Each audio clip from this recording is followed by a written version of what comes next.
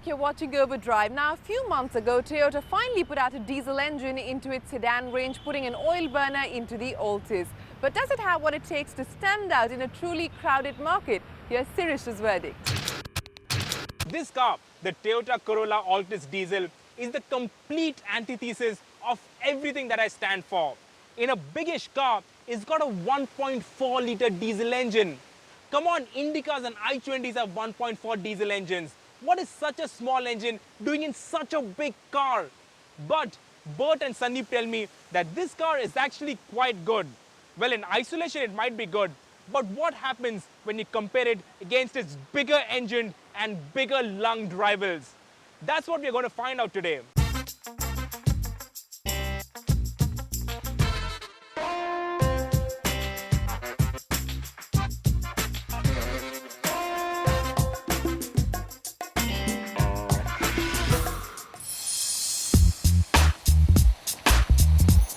Now, the main talking point about the Corolla is the diesel engine, and at 1.4 litres, it is the smallest engine you will find in this class or size of car.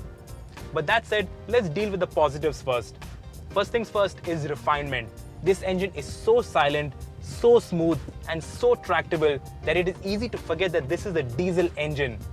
Of course, with just 88 PS of power, performance is leisurely. It takes 14.63 seconds to 100, which is a long time. But trust me, the gearing is so well matched to the engine that in the city, you rarely notice that it is a 1.4-litre engine.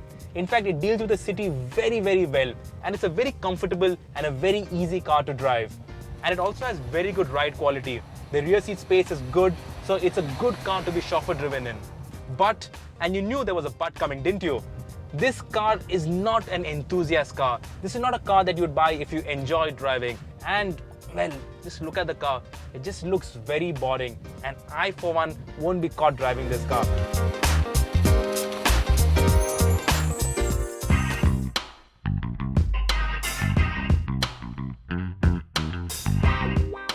Now, I know what you're thinking. What is the Octavia diesel doing here in this test? Well, fact is, despite being 10 years old, the Octavia is still on sale in India, and it is still at the same price as the Corolla diesel. And that's why it is here in this test. So what we like about this car? Well, for starters, despite being 10 years old, the ride and handling is still quite good. It is still an engaging car to drive, and it is still a comfortable car, especially for the driver. The engine, again 10 years old, but it still has good flexibility, and it doesn't have too much turbo lag. You step on it and it does go, and it's got better performance than the Corolla diesel.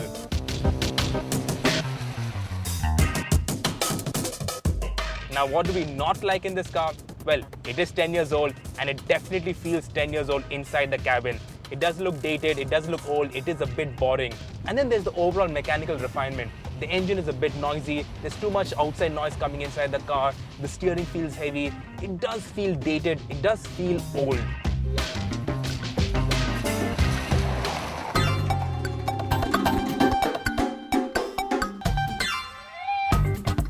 We have two Skodas in this test, the Octavia and the Laura. Now obviously the Laura is the new Octavia as is sold in the rest of the world, but in India, both continue side by side. Now the Laura is one of our favorite cars in this segment, particularly for its ride and handling balance.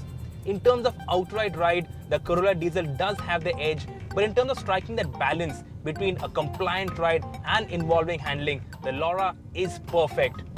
It also has a good engine option list. It's got a 110 PS diesel with a manual gearbox and a 140 PS engine with the DSG gearbox. And the DSG gearbox is really sweet. But then there's a downside. The rear seat space isn't as luxurious. It's not as plush as, say, the Corolla diesel. And judging by the number of emails and calls that we get to the effect, Skoda's after-sales service still needs some work. We still get too many complaints about Skoda dealers, and that's just not on in this day and age.